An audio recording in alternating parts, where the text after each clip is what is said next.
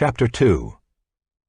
On the third day there was a wedding at Cana in Galilee, and the mother of Jesus was there. Jesus also was invited to the wedding with his disciples. When the wine ran out, the mother of Jesus said to him, "They have no wine." And Jesus said to her, "Woman, what does this have to do with me? My hour has not yet come." His mother said to the servants, "Do whatever he tells you." Now there were 6 stone water jars there for the Jewish rites of purification, each holding 20 or 30 gallons. Jesus said to the servants, "Fill the jars with water." And they filled them up to the brim. And he said to them, "Now draw some out and take it to the master of the feast." So they took it.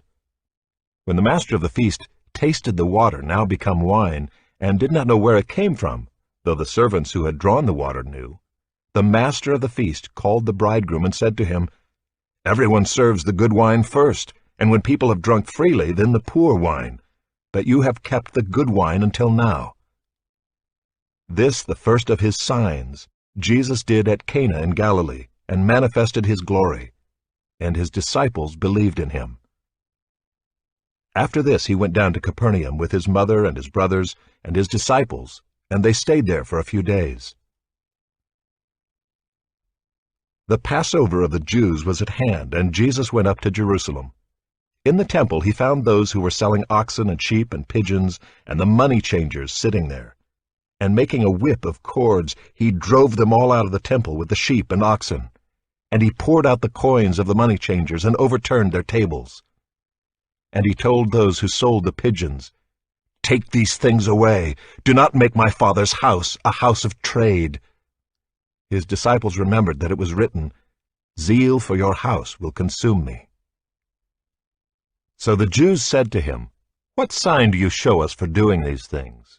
Jesus answered them, "Destroy this temple, and in 3 days I will raise it up." The Jews then said, "It has taken 46 years to build this temple, and will you raise it up in 3 days?" But he was speaking about the temple of his body.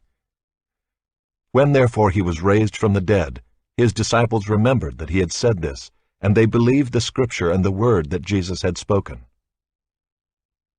Now when he was in Jerusalem at the Passover feast, many believed in his name when they saw the signs that he was doing. But Jesus on his part did not entrust himself to them, because he knew all people and needed no one to bear witness about man, for he himself knew what was in man.